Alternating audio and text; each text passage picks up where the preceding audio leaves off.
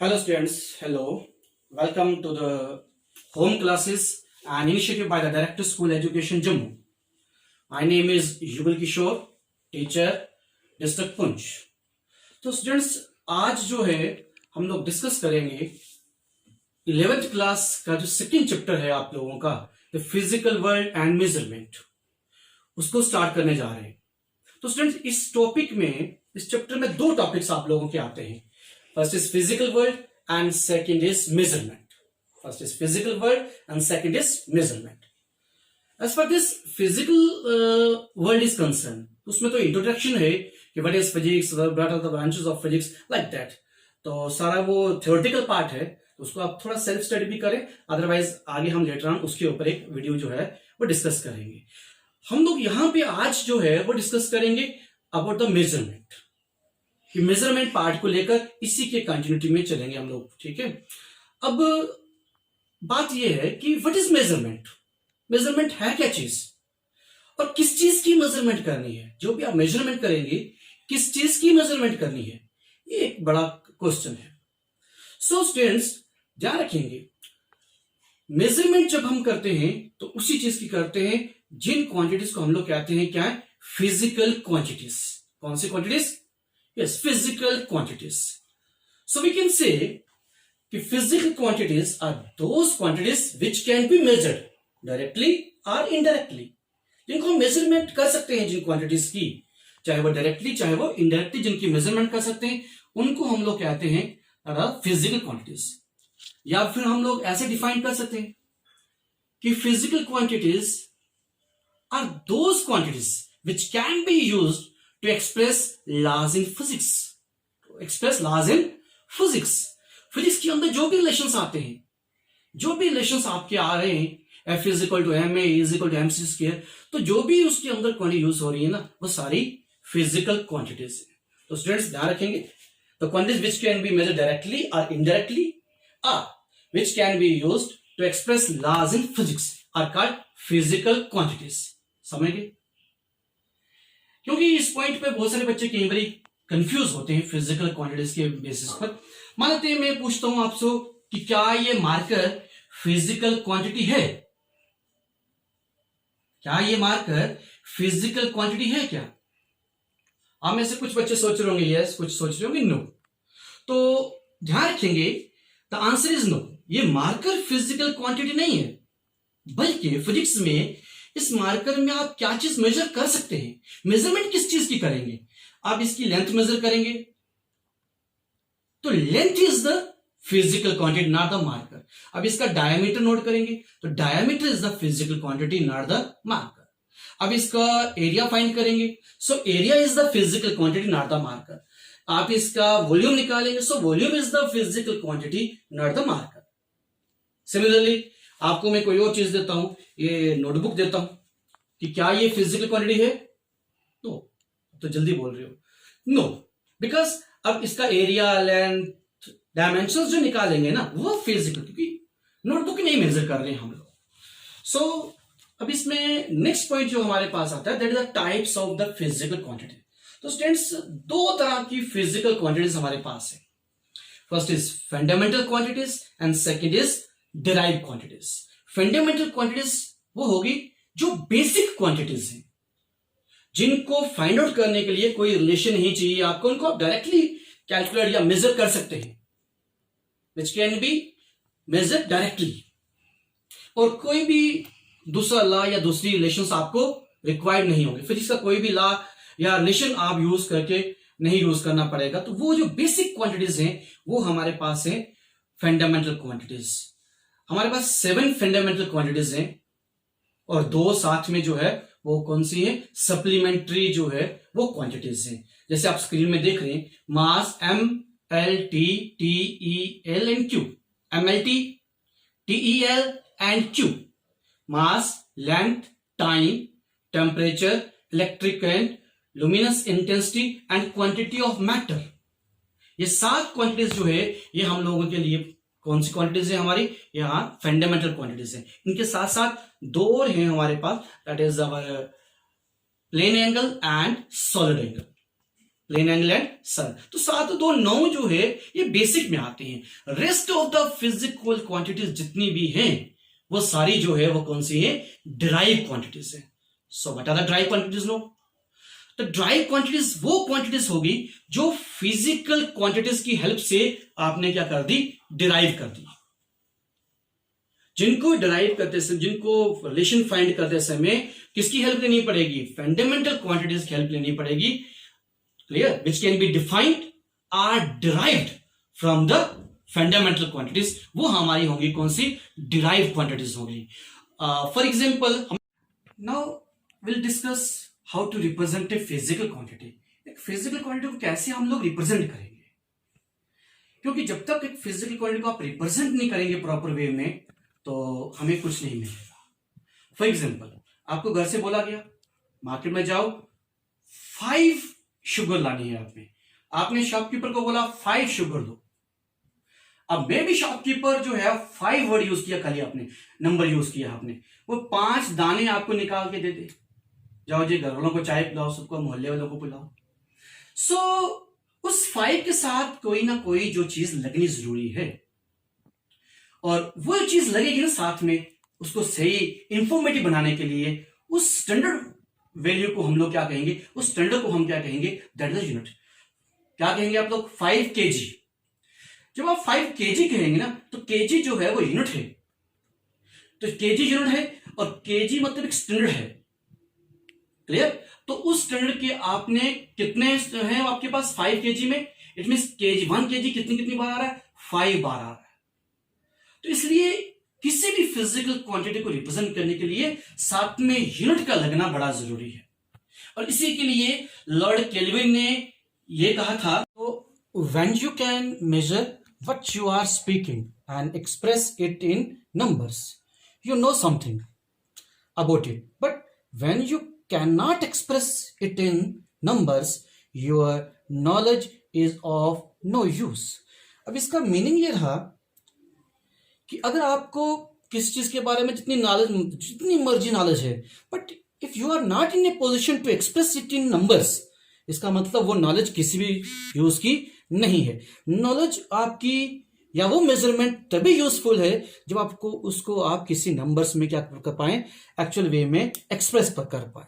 सो हम लोग ये कह सकते हैं कि कोई भी फिजिकल क्वांटिटी है, जब आप उसको एक्सप्रेस करेंगे तो खाली नंबर से काम नहीं चलेगा, बल्कि नंबर के साथ क्या चीज लगनी है, यूनिट लगनी है। सो द फिजिकल क्वांटिटीज, उसको number into unit. For example हम लोग अगर मास को रिप्रेजेंट कर रहे हैं तो ये 5 इज अ नंबर और kg जो है उसका क्या है, यूनिट है। तो ये वैल्यूएबल है, इसका मीनिंग है। यहां पे एक और डिस्कस कर रहे हैं बात हम लोग, जैसे 5 kg है, इसको हमने कन्वर्ट किया ग्राम्स में, तो 5 kg is equal to 5000 grams. तो बिकॉज 1 kg जो होता है वो 1000 के इक्वल होता है, 1000 ग्राम के इक्वल होता है। या आगे भी हम लोग डिस्कस करेंगे कन्वर्शन की बात, नेक्स्ट वीडियोस में भी डिस्कस करेंगे। अब इसको अगर हम लोग देखते हैं तो यहाँ का नंबर 1 है 5, इसके लिए हमने सपोज जनरलाइज करके लिखा कितना, n1 नंबर 1।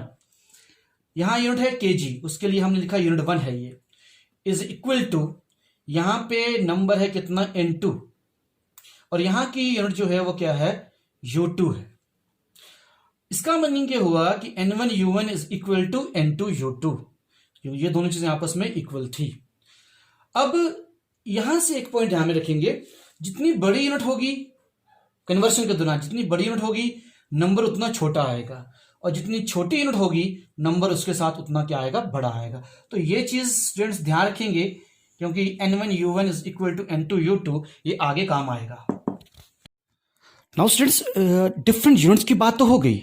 अब हमारे पास डिफरेंट जो कंट्रीज हैं, अलग अलग कंट्रीज जो हैं वो अलग अलग सिस्टम ऑफ यूनिट्स यूज करती हैं, जिसमें ब्रिटिश है या फ्रांस है, अलग अलग सिस्टम यूज करती हैं। इस तरह से अलग अलग सिस्टम ऑफ यूनिट्स जो है वो हमारे पास बन चुके हैं। नाउ विल डिस्कस वो 3-4 मेन जो फंक्शंस हैं, वो जो सिस्टम्स हमारे पास है ना, उन सिस्टम में सबसे पहले हमारे पास है FPS system.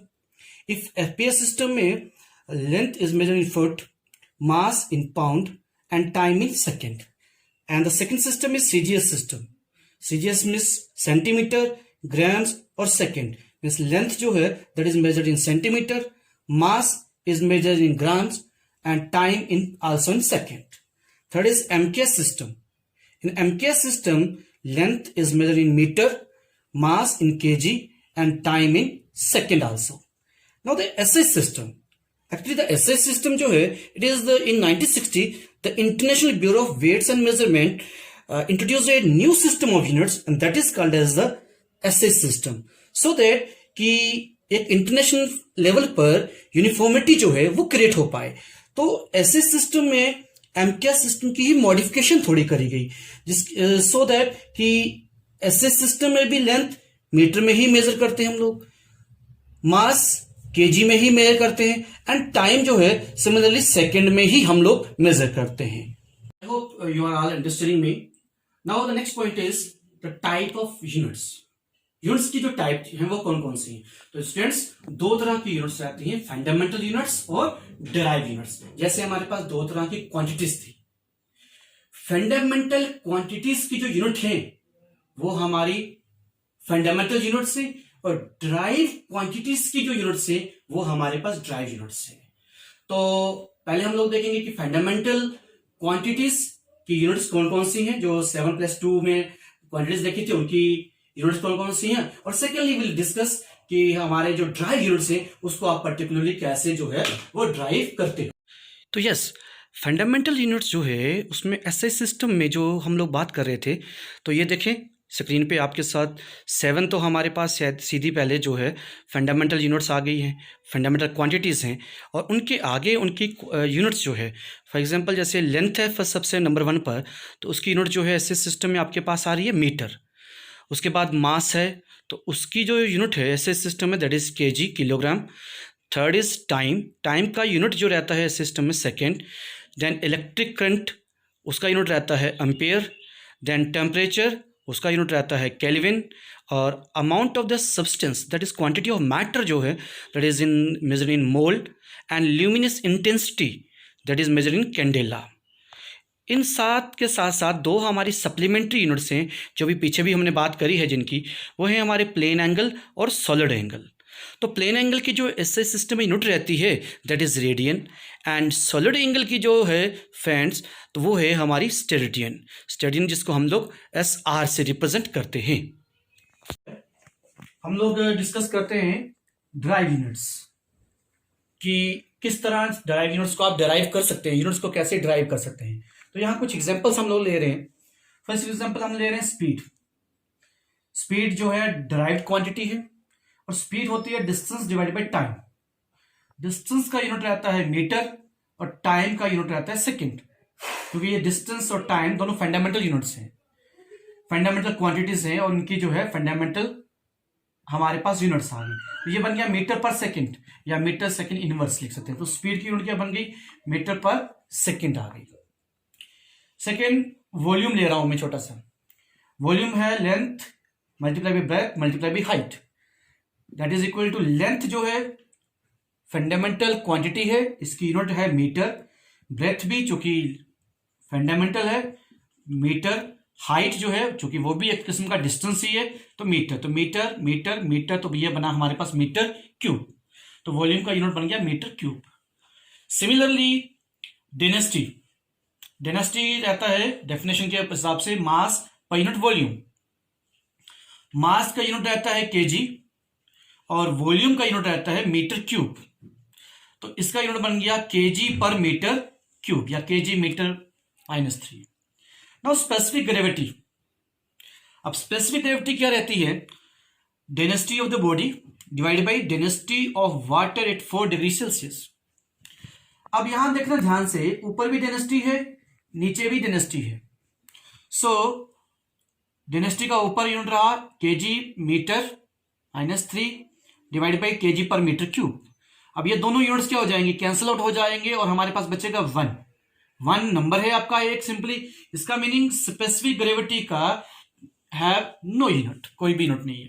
Now the gravitational constant capital G, या आपने 9th में पढ़ा होगा या आप लोग जो है आगे ग्रेविटेशन चैप्टर में भी पढ़ेंगे, यूनिवर्सल लॉ ऑफ ग्रेविटेशन. अब यूनिवर्सल कांस्टेंट की जब बात करते हैं हम लोग तो यूनिवर्सल लॉ ऑफ ग्रेविटेशन के हिसाब से भी है F is equal to G m1 m2 upon r². यहां से हमें G का यूनिट कैलकुलेट करना है, ड्राइव करना है. So G is equal to F R square upon m1 m2 denominator में आ गया ट्रांसपोज होके। So that is equal to, यहां फोर्स आ गया, फोर्स की यूनिट क्या रहती है न्यूटन, आर स्क्वेयर, आर चूंकि डिस्टेंस रहता है दो बॉडीज के बीच का, आर रहता है डिस्टेंस रहता है दो बॉडीज के बीच का, तो R is a distance, R जो है उसका यूनिट रहेगा मीटर, चूंकि यहां पे आर स्क्वेयर है so will take R M square, so newton metre square per m1 into m2, m1 मास है उसका यूनिट रहेगा केजी, इंटू m2, m2 का भी क्या रहेगा केजी, चूंकि दोनों मास है तो केजी इंटू केजी कितना बन जाएगा हमारे पास हो जाएगा केजी स्क्वेयर हो जाएगा। तो ये कुछ एग्जांपल्स हम लोगों ने सॉल्व कर रहे हैं यहाँ पे। अभी आप लोगों के पास बुक्स होंगी, अगर बुक्स नहीं भी हैं तो जेके बॉस की साइट से आप बुक्स जो है वो डाउनलोड कर सकते हैं, और वहां से बहुत सारी एग्जांपल्स और हैं, बहुत सारी क्वांटिटीज है हमारे पास, बहुत सारी क्वांटिटीज हैं, उन सब क्वांटिटीज के जो यूनिट्स हैं वो आप लोग जो है खुद से ड्राइव करेंगे, प्रैक्टिस करेंगे। तो then now thank you students, thank you for watching. Next time we'll discuss about dimensions. Thank you, have a nice day.